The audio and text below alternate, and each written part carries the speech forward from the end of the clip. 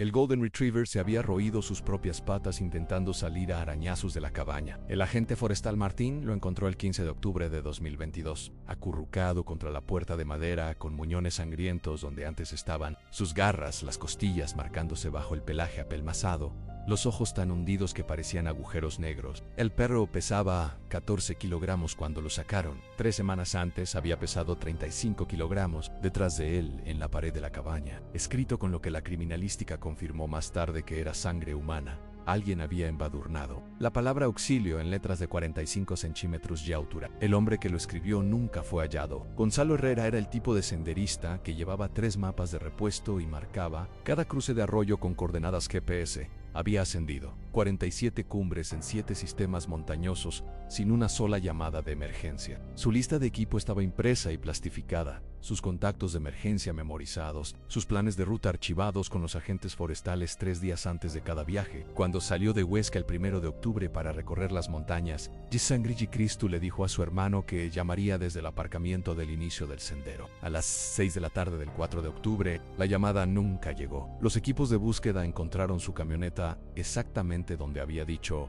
que estaría. Sus llaves estaban en el bolsillo. Su cartera contenía 220 euros en efectivo y una tarjeta de crédito que no mostraba actividad después del 1 de octubre, pero Gonzalo Herrera y todo lo que había empacado para el viaje se habían desvanecido en 5.400 kilómetros cuadrados de naturaleza salvaje, sin dejar rastro. La Sierra de Sangre de Cristo se cobra más vidas de senderistas al año que cualquier otro sistema montañoso en la península. Sus picos se elevan abruptamente desde los 2.400 metros hasta los 4.200 metros en menos de 5 kilómetros. Los cambios climáticos ocurren en minutos, transformando tardes soleadas en ventiscas cegadoras que bajan las temperaturas 20 grados en una hora. Los desprendimientos de rocas borran las marcas de los senderos. Los lechos de los arroyos se desbordan sin previo aviso. Pero los senderistas experimentados conocen estos peligros. Gonzalo había recorrido exactamente estos senderos 6 veces en los últimos 4 años. Los equipos de búsqueda y rescate se desplegaron a las 8 horas de la llamada de registro perdida. Encontraron la ruta planificada de Gonzalo claramente, marcada en su mapa, dejado en la guantera de su camioneta. El primer día cubrieron los primeros 19 kilómetros de sendero. El segundo día los equipos de búsqueda ascendieron hasta la línea de árboles a 3.600 metros. El tercer día se incorporaron equipos de helicópteros que escanearon cada superficie visible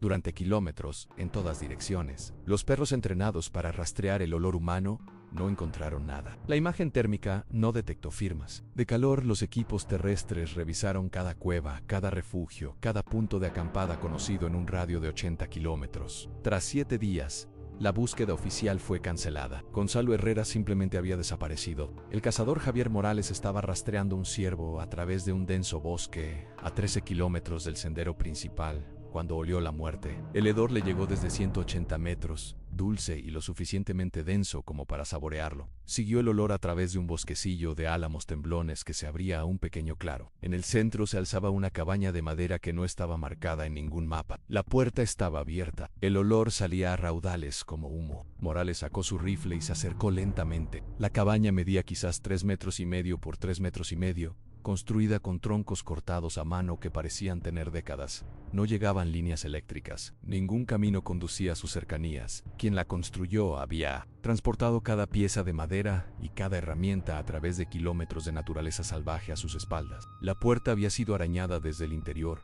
con profundas marcas incrustadas en la veta de la madera. La sangre manchaba el umbral en vetas marrones secas. Dentro de la cabaña, Morales encontró el infierno. El Golden Retriever apenas respiraba. Se le había caído el pelaje a mechones. Su lengua colgaba negra e hinchada de su boca. Se había comido su propia cola, hasta el hueso intentando sobrevivir. Esparcidos a su alrededor había trozos de cuero masticado, que Morales se dio cuenta de que eran partes de botas de senderismo. El perro había comido cada trozo de material orgánico que pudo encontrar. Incluso el suelo de madera mostraba marcas de mordiscos donde dientes desesperados habían intentado encontrar nutrición en la madera muerta. Morales llamó al 112 desde su teléfono satelital a las 11:47. El equipo de rescate que extrajo al perro encontró algo más que les hizo temblar las manos mientras fotografiaban la escena. Tallado en la pared de madera opuesta a la escritura de sangre, alguien había rasgado números AN 1, 2, 3, 4, 5, 6, 7, 8. 9 en cada número estaba tachado con una profunda marca de rasguño. Junto a los números, tallado con la misma escritura, frenética en agua, acabada día 3, Antobillo roto, día 5, un perro no se va.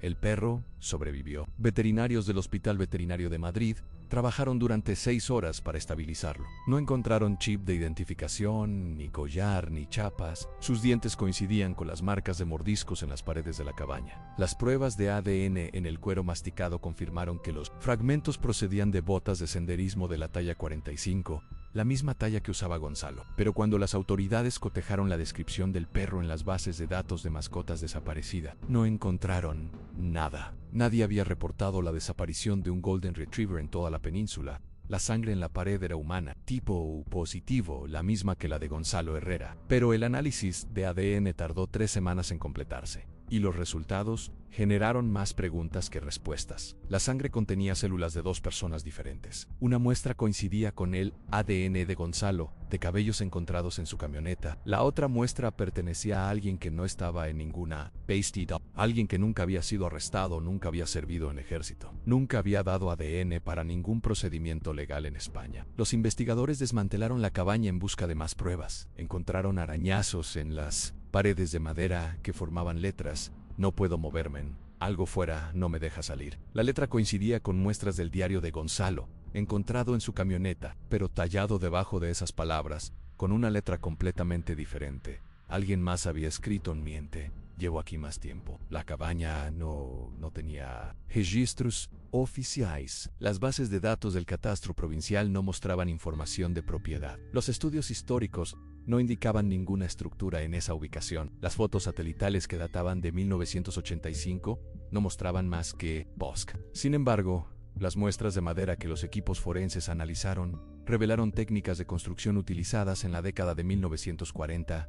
Los clavos eran de hierro forjado a mano, fabricados con métodos que dejaron de ser comercialmente. Vivos en 1963, los equipos de búsqueda regresaron a la zona alrededor de la cabaña con un radar de penetración terrestre. Encontraron tumbas, 7 de ellas enterradas en un círculo rudimentario alrededor del claro. Cada tumba contenía restos humanos que habían permanecido bajo tierra durante diferentes periodos de tiempo. El esqueleto más antiguo mostraba señales de haber sido enterrado así al menos 20 años. La tumba más reciente estaba vacía, recién excavada, con una cruz de madera que no llevaba nombre. El antropólogo forense que examinó los restos encontró algo que le hizo solicitar seguridad adicional en el lugar de la excavación. Cada esqueleto mostraba la misma causa de muerte: traumatismo contundente en la base del cráneo, infligido por algo pesado y cilíndrico, un bastón de senderismo o un bate de béisbol, o una barra de hierro. El asesino había utilizado la misma arma durante 20 años, golpeando por la espalda con la fuerza suficiente para destrozar las vértebras cervicales. Pero ese no fue el peor descubrimiento. Dentro de la cabaña, escondido bajo unas tablas sueltas del suelo, los investigadores encontraron un diario de cuero envuelto en plástico. Las entradas comenzaban en marzo de 2001 y continuaban hasta septiembre de 2022 en 21 años de escritura que pertenecían a 7 personas diferentes. El diario documentaba un juego. Reglas escritas en la primera entrada: solo una persona puede salir, en los demás alimentan al bosque. El ganador se lleva los suministros y se marcha. El perdedor se queda para siempre. Entrada tras entrada describía a senderistas que llegaban a la cabaña, heridos, perdidos o buscando refugio. El diario explicaba cómo funcionaba el juego. Entran 2 personas. Ambas están heridas. Ambas necesitan ayuda. A ambas se les acaba la comida y el agua. La cabaña tiene suministros para que una persona sobreviva hasta que llegue el rescate. Han justo para una. La otra persona tiene que morir. Las entradas de Gonzalo comenzaron el 2 de octubre. Su letra llenaba 4 páginas, describiendo un tobillo roto sufrido en una caída cerca del sendero principal. Había gateado durante horas antes de encontrar la cabaña. Dentro encontró a otro senderista, un hombre llamado Diego Varela, que afirmaba haber estado atrapado allí durante 6 días, con un hombro dislocado. Diego había sido quien escribió las reglas en el diario. Diego había estado jugando a este juego durante 20 años. Según las entradas de Gonzalo, Diego explicó el juego con calma y precisión. La cabana contenía exactamente provisiones para 12 días para una persona o 6 días para 2. No llegaría ningún rescate. La ubicación era demasiado remota, demasiado oculta. La única forma de salir era a pie, y solo una persona era físicamente capaz de hacer la caminata de 50 kilómetros hasta la civilización. La persona herida ralentizaría a la persona sana y ambas morirían. Mejor que viva una que mueran las 2. La última entrada de Gonzalo estaba fechada el 7 de octubre. Diego tiene razón. Los 2 no podemos lograrlo. Pero no mataré A otra persona no jugaré su juego. Escribo esto para que la gente sepa lo que pasó. Diego cree que me superará, pero tengo al perro. Tengo algo por lo que luchar. Cuando esté demasiado débil para escribir, usaré mi sangre para marcar la pared. Alguien nos encontrará. Alguien entenderá. La escritura se detuvo ahí, pero a lápiz, debajo de las últimas palabras de Gonzalo, con una letra diferente, Diego había añadido una entrada más andía 12 an Gonzalo murió mientras dormía. En paz gano de nuevo, sacando el cuerpo para que el bosque se encargue. El perro no deja de aullar. Quizá tenga que ocuparme de él también. El nuevo juego comienza cuando aparezca el próximo senderista en siempre otro juego. Diego no tenía existencia oficial, ni partida de nacimiento, ni número de la seguridad social, ni registro de empleo o residencia en ningún lugar de España, pero el diario contenía suficientes detalles para reconstruir 21 años de asesinato. Diego se describía a sí mismo como un fantasma del sendero, un hombre que vivía permanentemente en la naturaleza, sobreviviendo matando a senderistas y tomando sus suministros. Había construido la cabaña en 2001 después de su primera víctima, un senderista solitario llamado Mario Blanco que se rompió la pierna al caer por un acantilado. El patrón era siempre el mismo. Diego esperaba cerca de secciones peligrosas de senderos populares. Cuando alguien se lastimaba, aparecía ofreciendo ayuda. Los guiaba a la cabaña afirmando que era un puesto de guardabosques o un refugio de emergencia. Una vez dentro, explicaba el juego. 2 personas, suministros limitados, solo una puede sobrevivir. Diego siempre ganaba porque Diego nunca estaba realmente herido. Fingía estarlo para ganarse la confianza. Luego revelaba su verdadera fuerza cuando comenzaba el juego. Las otras tumbas contenían a senderistas que habían desaparecido en las últimas 2 décadas. Personas que se desvanecieron sin dejar rastro en viajes en solitario por los parajes naturales de la península. Casos de personas desaparecidas que nunca se resolvieron porque las víctimas simplemente se habían evaporado de senderos que conocían bien. Sin dejar señales de lucha o angustia, Diego los había estado cazando sistemáticamente, utilizando la misma cabaña como su coto de caza durante 21 años. Pero Gonzalo Herrera había cambiado las reglas. Según la reconstrucción forense, Gonzalo nunca jugó al juego de Diego. En cambio, había utilizado sus últimos días para documentarlo todo. Las entradas del diario, los grabados en la pared, el mensaje de sangre. Gonzalo sabía que iba a morir, pero se aseguró de que Diego no pudiera salirse con la suya de nuevo. Cuando Diego sacó el cuerpo de Gonzalo, el perro se negó a abandonar la cabaña. Diego no pudo forzar al animal a salir sin arriesgarse a hacer ruido que pudiera alertar a los equipos de búsqueda en la zona. Así que Diego había atrapado al perro dentro de la cabaña y se había marchado. Dejó su diario porque pensó que nadie encontraría la cabaña. Había estado matando gente allí durante 20 años sin ser descubierto. Pero esta vez cometió un error. Esta vez, su víctima había dejado pruebas que no podían ocultarse, quemarse o enterrarse en el bosque. La cacería humana de Diego Varela duró 8 meses. Equipos de la Guardia Civil lo rastrearon a través de zonas salvajes en varias regiones montañosas del país. Encontraron campamentos donde se había alojado, pruebas de asesinatos recientes, refugios que había construido y abandonado. Diego vivía como un animal, llevando todo lo que poseía en una sola mochila, durmiendo en cuevas y árboles huecos, sobreviviendo con suministros robados a sus víctimas. La investigación reveló el verdadero alcance del patrón de caza de Diego. Se movía en un círculo en sentido horario a través de las cordilleras españolas, completando una rotación completa cada 18 meses. Su ruta cubría 3.800 kilómetros de sistemas de senderos interconectados a través de los Pirineos, los picos de Europa, Sierra Nevada y el sistema central. Conocía cada fuente de agua, cada refugio, cada sección peligrosa, donde los senderistas tenían más probabilidades de herirse. Los agentes forestales se dieron cuenta de que habían estado lidiando con las víctimas de Diego durante décadas sin saberlo. Los informes de senderistas desaparecidos que parecían no relacionados de repente formaron un patrón claro. Cada víctima había desaparecido a menos de 24 kilómetros de la ruta establecida de Diego. Cada desaparición ocurrió durante la misma ventana de 3 meses, en la que Diego pasaba por cada área. El análisis estadístico mostró que la probabilidad de que estas desapariciones fueran aleatorias era inferior a 1 en 40 millones. Diego no solo había estado matando senderistas, los había estado cazando sistemáticamente como un depredador siguiendo rutas migratorias. La Guardia Civil creó un mapa que mostraba el patrón de movimiento de Diego superpuesto con los informes de personas desaparecidas. Desde 1990 hasta 2022, la correlación era perfecta. 32 años de datos mostraron que Diego había estado activo mucho más tiempo de lo que nadie se había dado cuenta. Su primera víctima confirmada no fue Mario Blanco en 2001, fue un senderista solitario llamado Tomás Rivas que desapareció en agosto de 1990 en el Gueronsey, Transpirenaica. Diego había estado jugando a su juego durante más de 3 décadas. Los equipos de campo descubrieron que Diego había construido 13 cabañas diferentes a lo largo de su ruta. Cada una estaba escondida en lugares que no podían verse desde ningún sendero establecido. Cada una estaba provista de suministros robados a víctimas anteriores. Cada una contenía un diario que documentaba los asesinatos ocurridos allí. Diego no era solo un asesino en serie, era un asesino en serie con infraestructura. Los que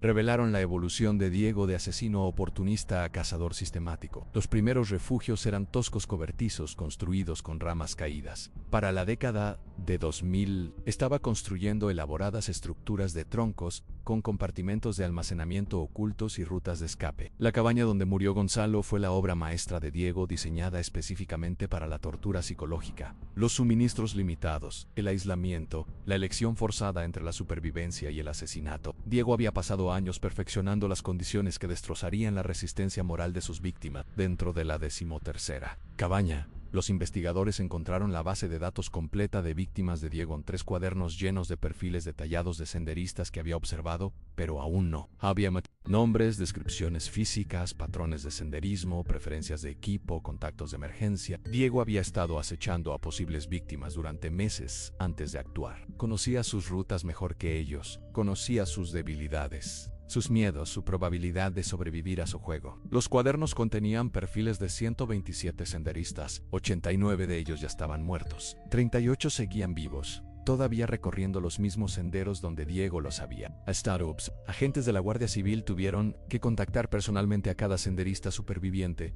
para advertirles que habían sido blanco de asesinato por alguien que conocía. Detalles íntimos sobre sus vidas. Varios senderistas reconocieron inmediatamente las descripciones de Diego sobre sus hábitos de acampada y la elección de su equipo. Había estado lo suficientemente cerca como para estudiarlos durante horas sin ser detectado. La Dra. Sara Castro, la psicóloga forense que analizó los escritos de Diego, descubrió algo que cambió por completo la comprensión del caso. Diego no estaba loco. Sus diarios mostraban un pensamiento claro y racional y una planificación.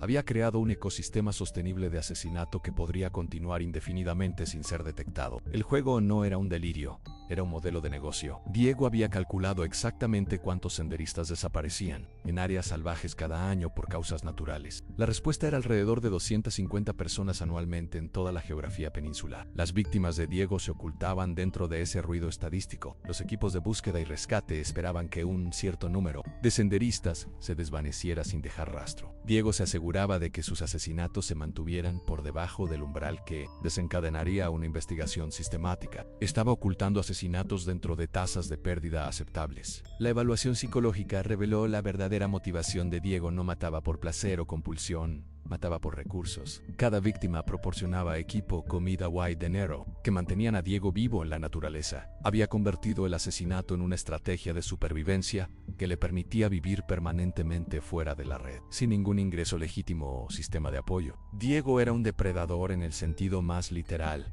alimentándose de miembros más débiles de su propia especie. Pero los diarios de Diego también revelaron su mayor miedo. Estaba envejeciendo en su fuerza física, estaba disminuyendo.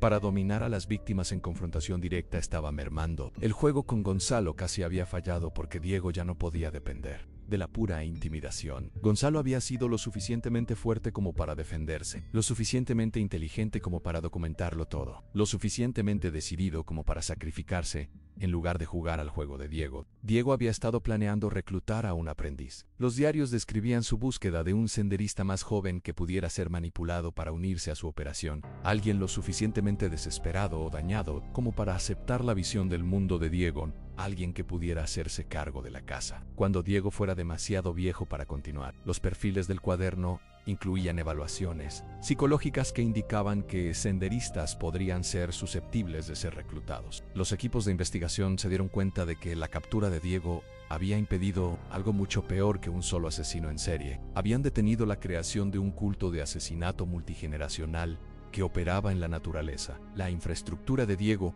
podría haber apoyado a múltiples asesinos trabajando en coordinación. Su sistema de rutas podría haberse expandido para cubrir toda la red de senderos de la península. Su juego podría haber evolucionado en algo que se cobrara cientos de vidas al año. Lo encontraron el 3 de junio de 2023, acampado junto a un sendero, en la Sierra de Gredos. Estaba esperando a su próxima víctima, con el diario abierto en una página en blanco donde planeaba registrar su próximo juego. Cuando los agentes forestales rodearon su campamento, Diego sonrió y preguntó cuál de ellos estaba herido. No podía entender por qué alguien se adentraría en la naturaleza a menos que algo anduviera mal. La captura de Diego casi fracasa porque se había preparado para este momento. Su campamento estaba equipado con 3 rutas de escape diferentes, que conducían a cuevas que había provisto de suministros. Llevaba granadas de humo robadas a exmilitares y abrojos hechos con estacas de tienda afiladas que podían incapacitar a los agentes perseguidores. Diego había planeado desaparecer en la naturaleza y reanudar sus asesinatos desde un lugar diferente. La única razón por la que el arresto tuvo éxito fue porque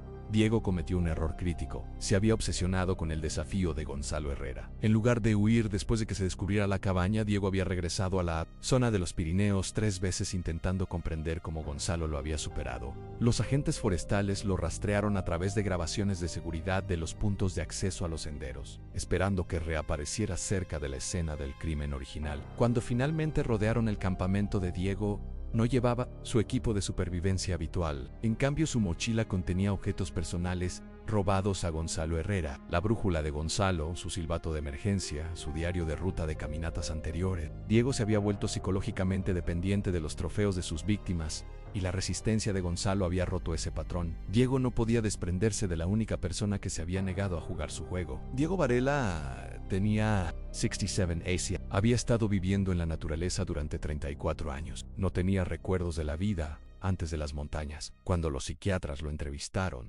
descubrieron que se había convencido a sí mismo de que estaba ayudando a la gente. En su mente, el juego les daba a los senderistas una oportunidad de sobrevivir que de otro modo no tendrían. Estaba salvando vidas, quitando vidas. Estaba practicando la eutanasia con personas que morirían de todos modos. Durante el interrogatorio, Diego reveló las ubicaciones de 43 tumbas adicionales dispersas por áreas salvajes en los Pirineos, los Picos de Europa, Sierra Nevada y el Sistema Central. 43 personas que habían desaparecido en excursiones de senderismo durante 3 décadas. 43 familias que finalmente supieron lo que le sucedió a alguien a quien amaban. Diego recordaba cada asesinato con perfecto detalle. Describió las últimas palabras de cada víctima, su última comida, la forma exacta en que murieron. El Golden Retriever fue adoptado por Javier Morales, el cazador que lo encontró. Morales lo llamó Lucky, pero el perro nunca se recuperó por completo de su tiempo en la cabaña. Se negaba a entrar en espacios cerrados. No comía a menos que Morales se sentara con él y compartiera la comida. Por la noche,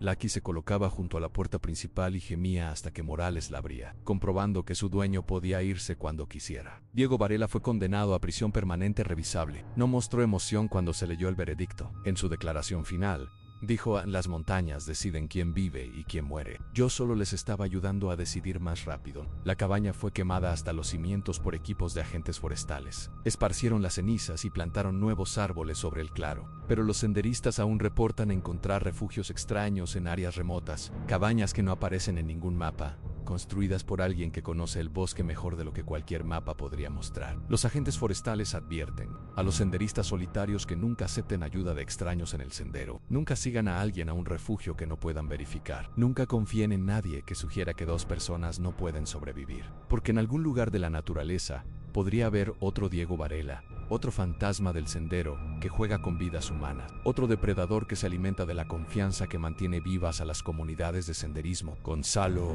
Herrera murió para que futuros senderistas pudieran vivir. Su sacrificio salvó a docenas de personas que nunca sabrán su nombre. Pero en las noches tranquilas en las montañas, cuando el viento transporta sonidos que podrían ser voces, algunos senderistas afirman que aún pueden escuchar a un perro aullando en la distancia. Lucky, quizás llamando al hombre que nunca regresó a casa. O tal vez sea algo completamente diferente. Tal vez sea el sonido de la propia naturaleza, lamentando todas las vidas que Diego Varela le robó al mundo. Las montañas lo recuerdan. Todo recuerdan cada paso, cada grito de auxilio, cada último aliento exhalado en el aire enrarecido por encima de la línea de árboles. Y a veces, si escuchas con suficiente atención, recuerdan a las personas que nunca salieron con vida.